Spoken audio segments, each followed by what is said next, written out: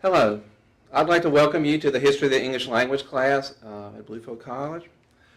My name is Rob Merritt, and I'm a professor of English here at the college, and I've been teaching here for over 20 years, and I've taught this class many times, but I've not taught it online, so I hope this is going to work out for us. And so I thought I would try to say a little bit about what the class was like, and I'd really like to encourage you to email me, and I'm thinking I might even try to organize a conference call where we could all get together some evening and talk about how things are going in the course. So first I would like to play you a recording of one of the first poems in the English language.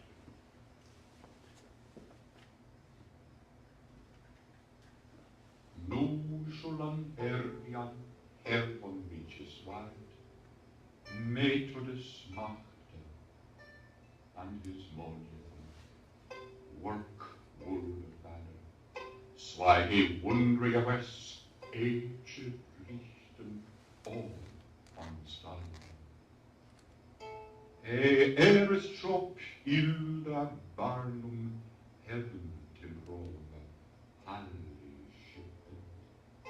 Tham middenjard, mankinis ward, aged richten after terde, Virum voldan rea allmächtig.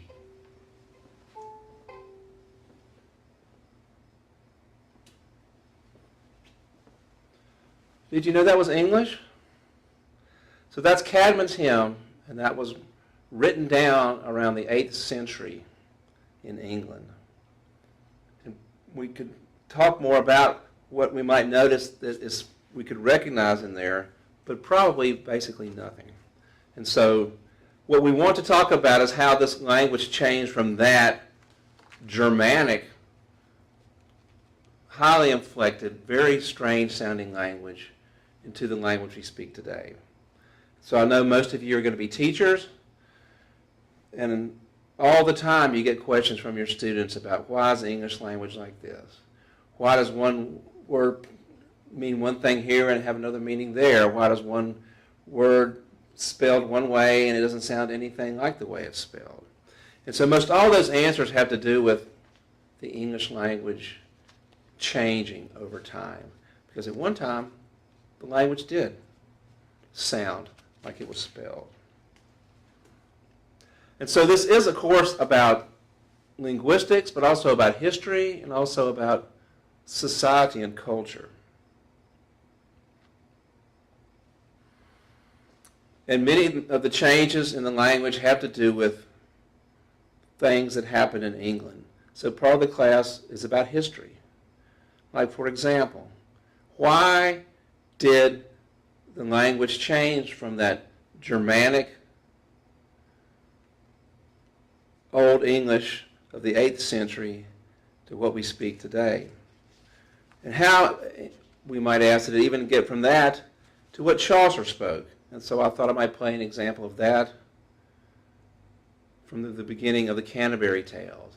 And so we're talking about 500 years, roughly, of history and how much the language has changed. Is there anything you could recognize in this recording?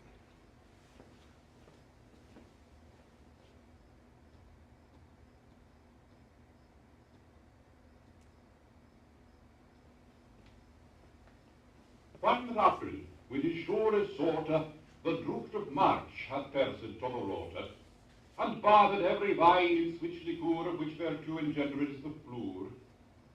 Quan Zephyrus egg, with his sway of breath, inspired hath in every hort and heath the tender croppus, and the younge sonne hath in the ram his halve course I runne, and smaller fools maken melodie, that slepen all the nicht with often ear, so bricketh the nature in the garages.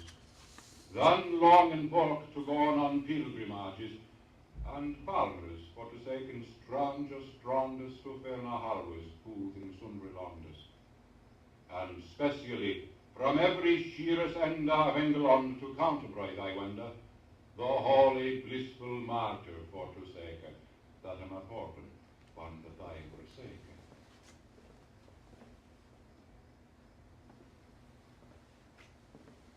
So I'm hoping you heard something you could recognize, like maybe April, with the sweet showers, and the drought of March is pierced to the root by the rain.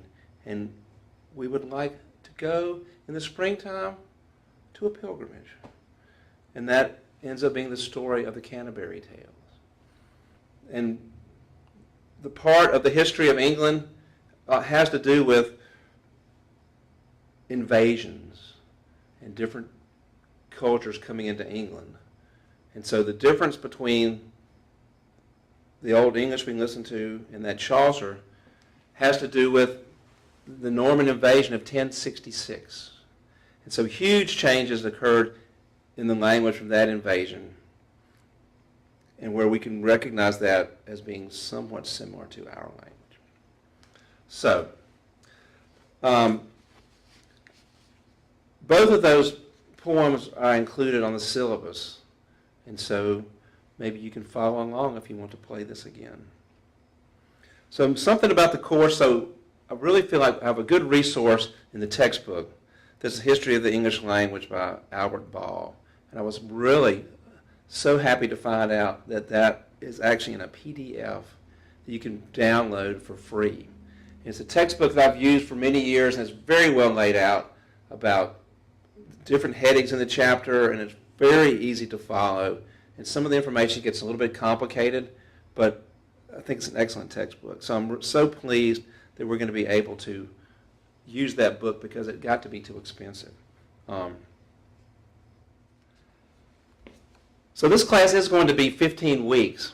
I know some online classes that the college has are 8 weeks. So let's be straight about that. And I'm having a 15-week schedule of assignments on the e-learning website. Of course, all that's not up yet. But I thought we could roughly be doing some of these same things every week. So I'm going to probably post some kind of either quiz or assignment that you can see under the assignment section on the website. And you can either do the quiz, answer the questions right there. And some things I might have to scan, and you can download and scan back to me. I'm going to try to see if that works. There's a discussion board, and so there's one up about introducing yourself.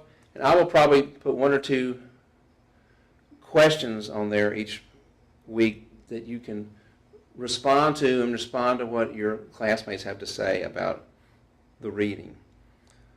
And so please think about asking questions on that discussion board, because that would be a great place for us to help each other answer the questions and for me to help you try to get the answers, and also for me to see if you're understanding what's going on. I will say one thing about this course. The hardest part's at the beginning. And so once we get through the first few weeks and we've discussed Old English and start moving to Middle English, then I think you'll find things a little more easy to follow. But the very same procedures about language change occur throughout time. And so even though it might seem like a long time ago, it's totally the same thing that's happening today about language. And just one of those things is about dialect. So I know many people here might have an Appalachian dialect or be connected with the Appalachian dialect, and it's a dialect that's sort of made fun of in different cultures in America. But there are many dialects: African American dialect, Northeastern dialect, Texas dialect. So there are many different ways that language is different. It's the same English language, but there's different pronunciations, there's different types of grammar, there's different vocabulary, and none of that is saying that one dialect is better than another. It's just to do with historical circumstances or who is in power.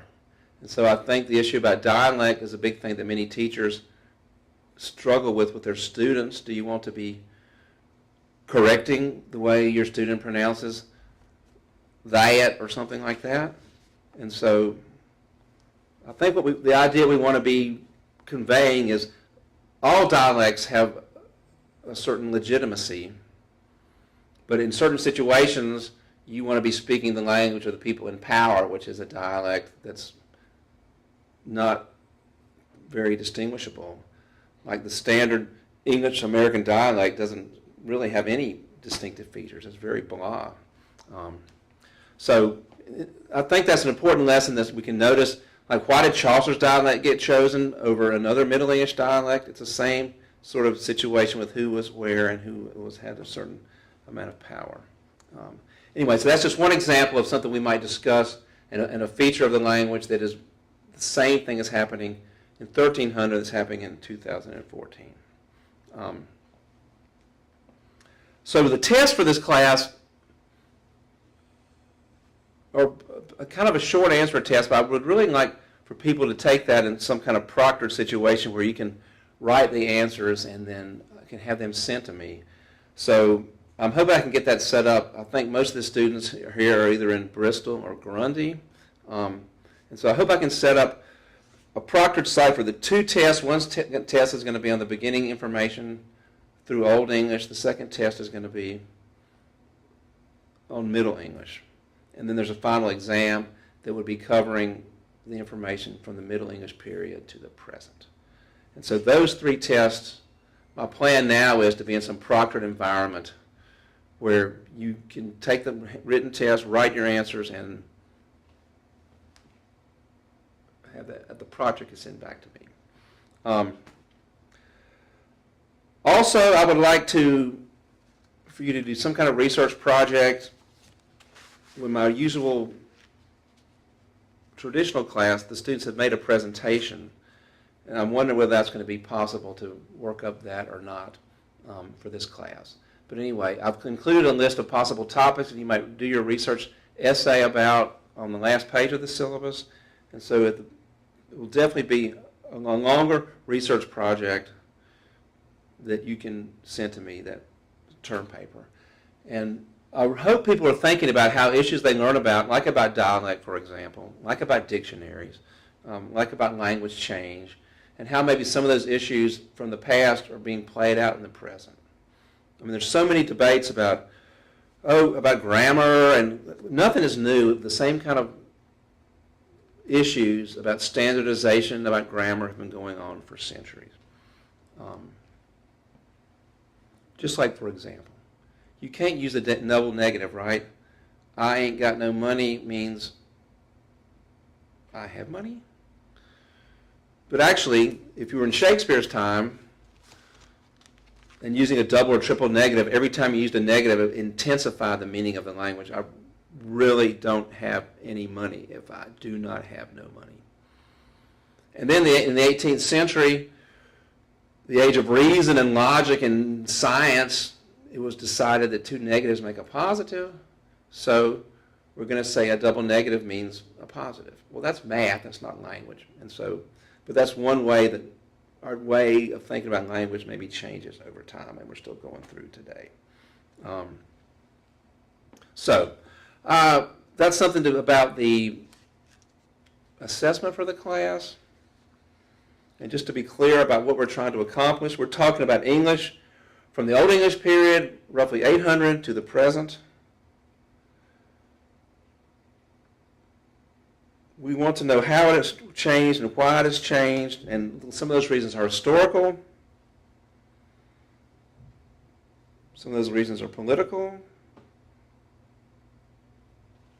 Some of those reasons have to do with the linguistics of the language. And so it's a history course, a sociology course, and maybe a linguistics course, all about the different forces that are changing the language.